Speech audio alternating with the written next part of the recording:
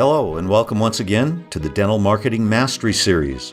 This podcast is brought to you by dentalwebcontent.com and New Patients Incorporated. I'm Howie Horrocks, the founder of New Patients Incorporated. Along with me once again is my friend and partner and the president of New Patients Incorporated, Mark Dilatush. Hello, everybody. Welcome once again to another podcast. We're so happy that you've joined us. And today we have another special guest, don't we, Mark? We do. It's Dr. Staci Blaha is in Platte City, Missouri, which is you would call it a suburb of Kansas City, wouldn't you, Dr. Blaha? Yes. Okay. Yes, we're about 15 miles north of Kansas City. And the reason we brought Dr. Blaha here was because her situation or previous situation is probably shared by, 30 or 40,000 dentists in the country who are probably thinking about doing the same thing she just did.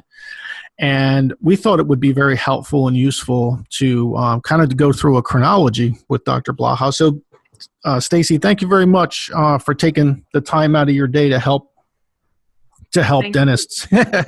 Thank you for inviting me. Yeah. Okay. So let's go back to about a year and a half ago before you ever called us. Mm-hmm. What was the reason? Well, not specifically why you called NPI, but like what were you thinking? What was your goal? What were you trying to achieve? I knew I was trying to increase my new patient load. I average 32 to 34. It's always 32, 33, or 34 patients a month, which is very healthy and very healthy for my practice. But I knew I needed to bring that number up to about 44. Right.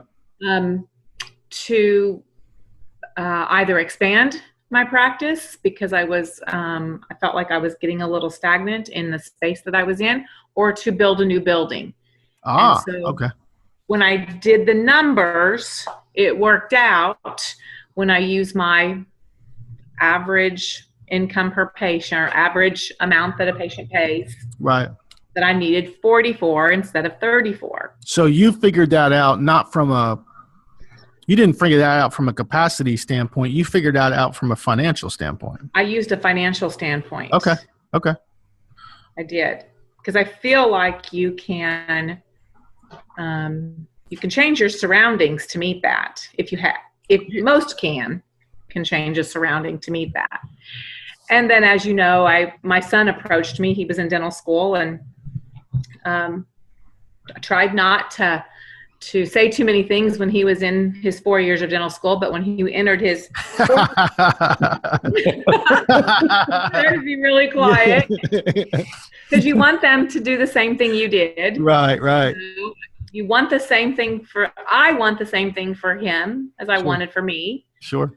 Because I love dentistry. Right. To me, it has to be the best profession in the world. We totally agree. We 100% agree, right. I don't know where you can find a business with the profit margin and that dentistry has. It's amazing. The schedule and the people and the staff. Yeah. And I love every hat that I wear. I love the business. I love being the producer. I love being the technician. I don't love being the IT guy. That's why I needed Josh. Right. But so Trent approached me. At that point, I knew that because I was stuck in my space, I knew I couldn't bring him in and make more. Just adding another doctor doesn't mean you make more money. No. Because I was using the space that I had. And in fact, Trent has joined me now, and I'm probably making less. Right. Temporarily. So I knew that my objective was going to be to increase my new patient load.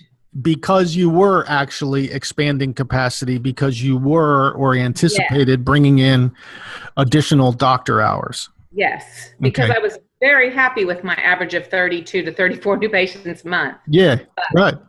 But Okay. to do what I needed to do, I needed to bring in a few more patients.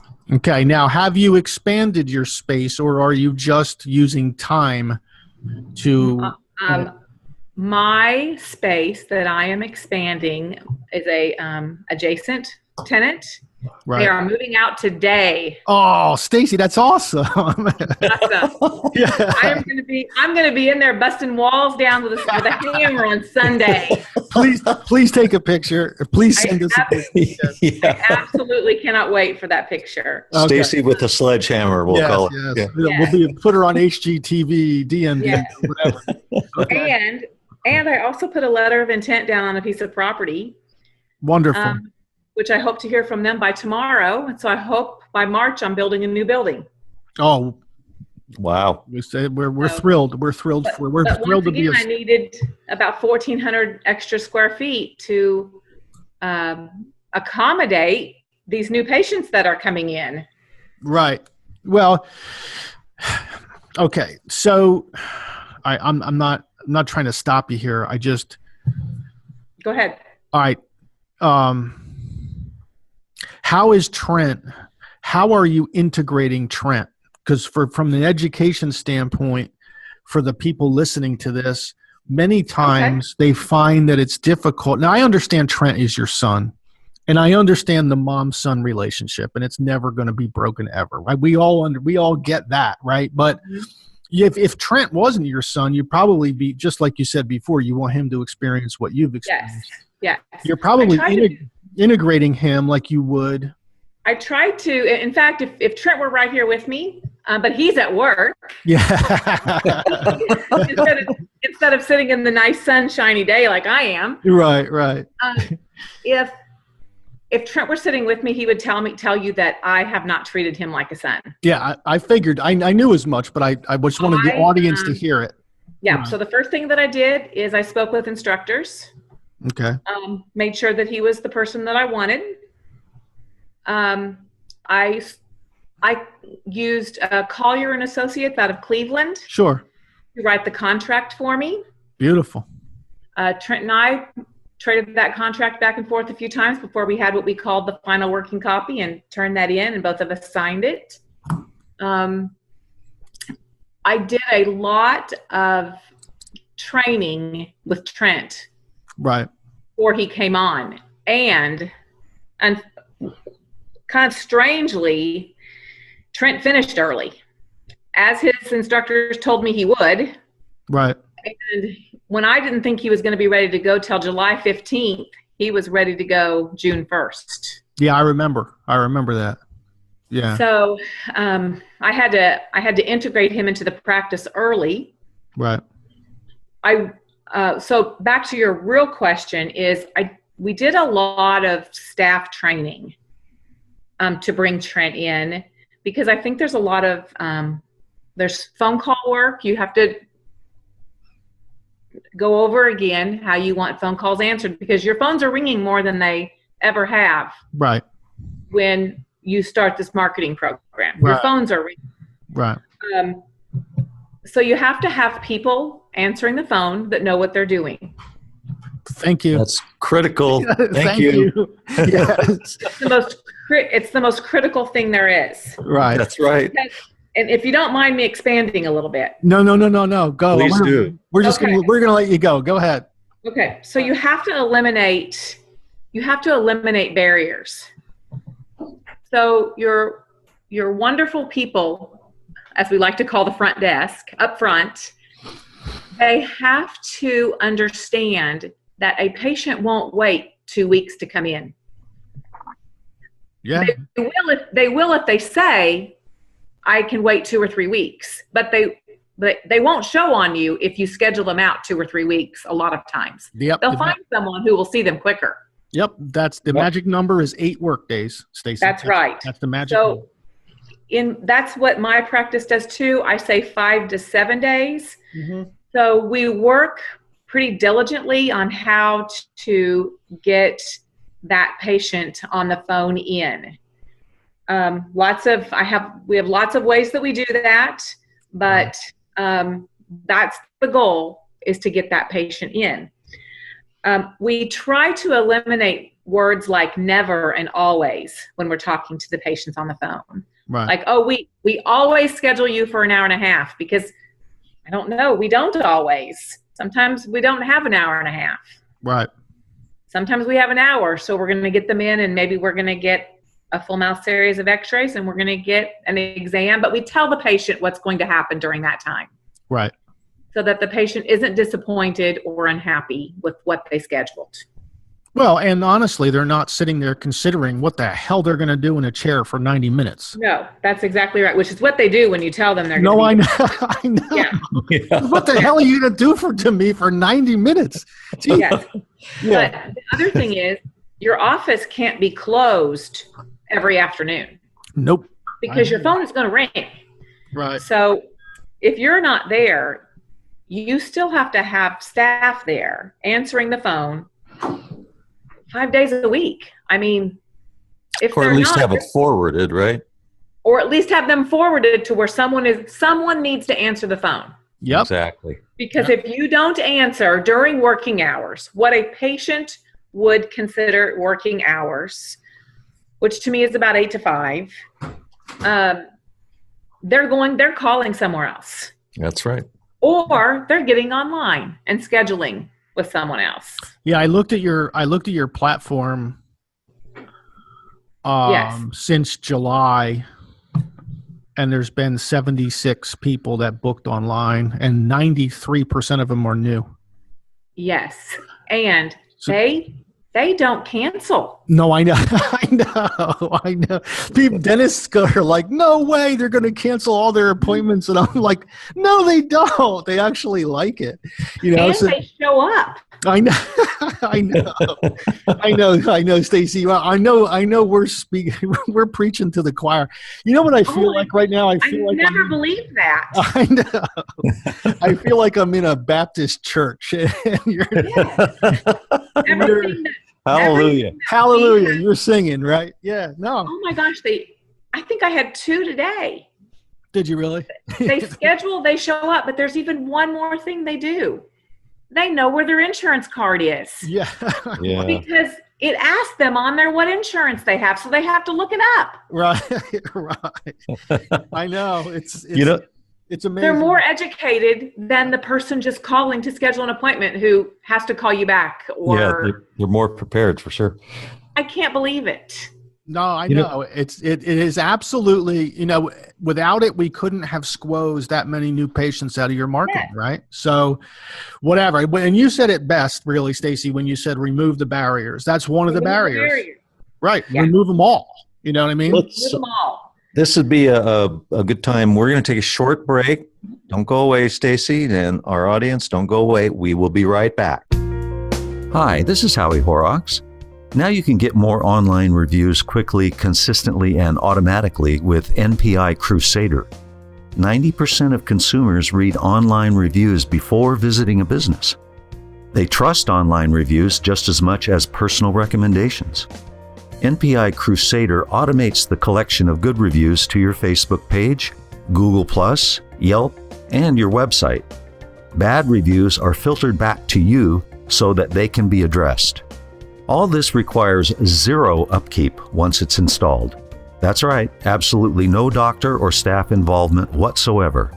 Get a quick demo by emailing demo, that's DEMO, at newpatientsinc.com, or visit newpatientsinc.com or dentalwebcontent.com. All right, we are back now with our good friend and client, Dr. Staci Blaha. Continue your marvelous story. Wow, I have a question for you, if you wouldn't mind. When you brought your son in, did you have an eye toward having him do or provide certain things that you didn't necessarily want to do or provide, or you know what I'm saying? Like I did not, because no one did that for me. Okay. Number one. This is for you. Yeah. Once again, I want him to love dentistry. Right. And I want him to develop his skills and techniques. You know what? He's really good.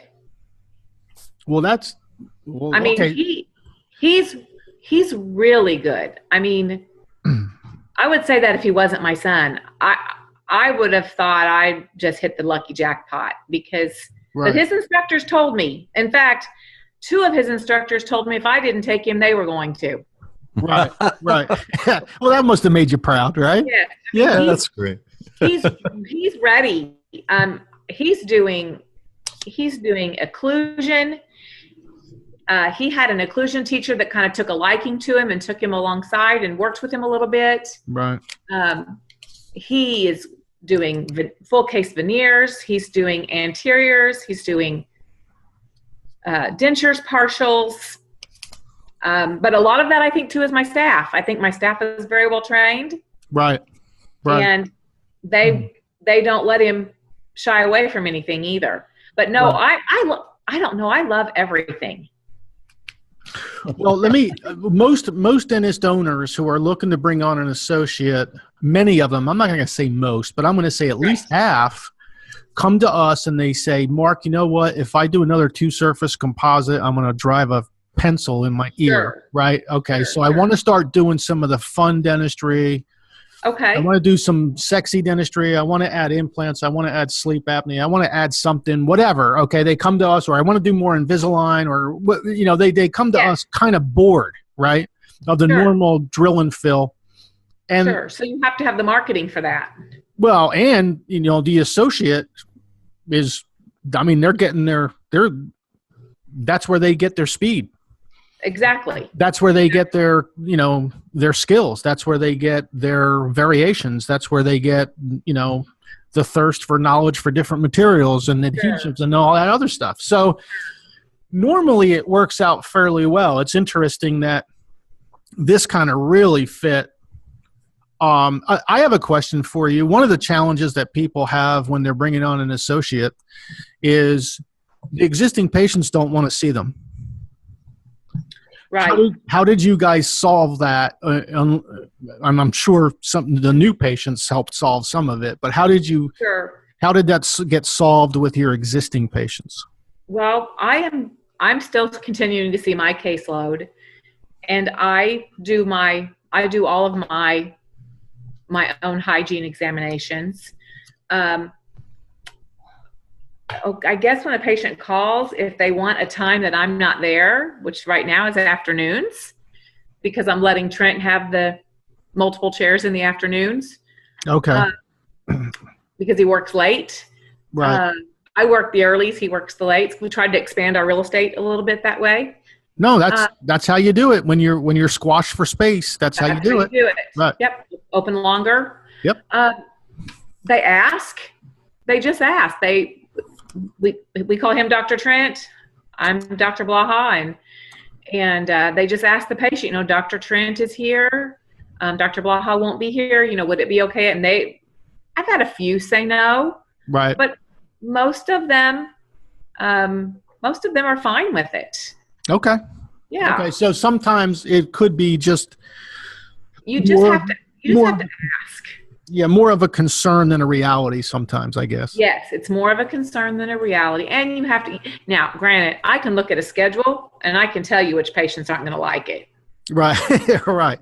But you're not up at the front answering the phones. Yeah. So I just tell them, or there's been a day where I've gone back in an afternoon and done a couple of exams. Right. Because I knew it wasn't, but I'm 2 miles from my office. So okay, I can make that happen. But people just want to know in advance. And then if they don't like it, they'll reschedule, or I don't know. We just haven't had that. It's more of a doctor issue than a true issue. I think maybe even a personality issue that we have. Yeah. Well, I've heard it. I've heard it from docs, and I've heard it from office managers I've heard the concern. And normally, I do have the occasional parent who wants me to see the child just because they have heard from other people, that I see kids and they feel more comfortable with me, maybe because I'm not even faster. I think he's faster than I am. No, Staci, you're female. Yeah. I mean, that's, yeah. And so we have some of that, but otherwise just not. And you know what? Here's the other thing though. People don't want to say anything bad about my son. Right? Yeah. No, we're not seeing anything bad online. Your reputation but I mean, is, a patient isn't going to come tell me they don't like my son. No, that's true. No, that's true. no. Right. That's true. Otherwise, you'd throw them the hell out, right? Although would be fine with me. Right. Yeah, but they don't. They don't know. I don't have any problem with that. We honestly, when we're at the office, we are not mom and son. We are a professional team. No, and that's the way it is with with owners and associates who aren't, mother and son. I mean, yes, we are. In fact, I don't even think I had one mom moment when maybe his first week with me. I saw him in there working and talking to a young woman who was scared to death, and I saw such compassion. And I had those little tears well up, and then I went, nope, I'm done. That's it. I got to have my mom moment. And I walked into the office the other day, and he was standing at the front desk talking to the ladies, and he said, "Hey, Mom." And I looked at him and I said, "That's Dr. Blaha to you." Yeah, there you go. Yes. And because the staff needs to see that too. But doctors just need to know that if we tell our patients in advance, if they trusted us to come in to us, they're going to trust the people we chose to be in our office. Sure. Yeah. So your next move is to blow out the walls. This is like this weekend into your existence. Now, do you own that space or do you lease it? I'm leasing this space. I've been in there almost 20 years. Okay. And you're putting a deposit on some land. Yes. So your ultimate objective is to build the building, own, and then give this back to whoever you're leasing it from. Yes. Okay. Yes. So in the end, in your mind's eye, 5 years from now, we do this with all of our clients, by the way. We try to do this once a year anyway. In 5 years, if you close your eyes after at least one glass of wine, not two, just one, where do you see yourself? Where do you see the practice 5 years from now? Paint me a picture. Where do I see the practice in terms of how many dentists? Oh, in 5 years, I hope it's still just Trent and I. Okay. I am looking for maybe a endodontist to spend some time in my practice. Okay. So maybe a specialist or two, maybe a periodontist as well. I don't know if you place your own implants. Definitely looking for an orthodontist to come in and there you go. And spend 3 or 4 days in the practice. So I see some specialties coming in. Right. So I'm going to give you some free advice. If you're going to have an orthodontist anywhere near that practice, make sure you plan for that in your parking. Yes, I do know that because I have a pediatric doctor in the building that I'm at now. Exactly. Right. Yes. And you can't park. Right. So no, and same thing with your reception area. Yes. Yeah. You're exactly right. That's a whole Actually, what I'm hoping to do is I'm building a 10,000 square foot building. Yeah. See? Okay. I'm going to take 6 or 7 of it and I'm going to add the other part is going to be for my specialists. Okay, perfect. I'm not going to share my space with them. Okay. All right, but it's all going to be under your umbrella. Yes. Okay. Yeah. All right. Awesome. Wow. Wonderful. And it's just a great story. You're going to be you and Trent feeding this. Me and Trent. Yes. Okay. Well, if we can be any part of that. And your help. Yeah, I know, but to us, it's like we're a small piece of the whole vision, right? I mean, we're an important piece, but we're a small, this is a great story. This is a mom and a son and, professional development and wealth build. I mean, it's just a wonderful story. And that's, so here's the bottom line to the audience out there. You can be an owner and get your practice to capacity and then plan for it properly and then do your marketing properly and then expand without, too often many headaches. You don't have to have your son or your daughter come into practice with you. Right. Although obviously kind of helps to have those mom or dad moments. And, you know, if you like what you do and you want to continue doing it, I mean, basically the sky's the limit. I mean, if you have the market and you have the right patients coming in, I don't want to say I'm not going to say it's predictable, but I'm going to say it's pretty predictable. It's definitely doable, right? Yeah. I mean, if you do it right, it's doable. So, you know, I don't know if you looked at my information, but, you know, I'm in a town of approximately 4,000 people. Right. And there's 5 or 6 dentists in town. Yeah, I know. So it's not that easy. Right. But with the marketing, it certainly makes a difference. Yep. And hopefully we'll make the area impenetrable so That's that we exactly can, right. So we can just keep growing this thing. So in 5 years, we're having another podcast and I ask you the same question. Hey, in 5 years, where do you want to be? Right. Maybe you'll be exactly right. Staci, thank you very much for sharing this. It's the lessons are invaluable to someone who's maybe in solo practice, thinking about where they want to go, how they're going to get there, and maybe stuck. There's lots of dentists out there who are stuck, and your enthusiasm. Yeah, don't get stuck in a rut. Don't get stuck in a rut. Staci, thank you so much for being on here. Thanks. Yes, thank you, Staci, and thank you out there in audience land. We look forward to seeing you once again here soon. Bye now. We hope you've enjoyed our podcast today. You can find more podcasts on our YouTube channel, on Stitcher, and iTunes. Also on our websites, dentalwebcontent.com and newpatientsinc.com.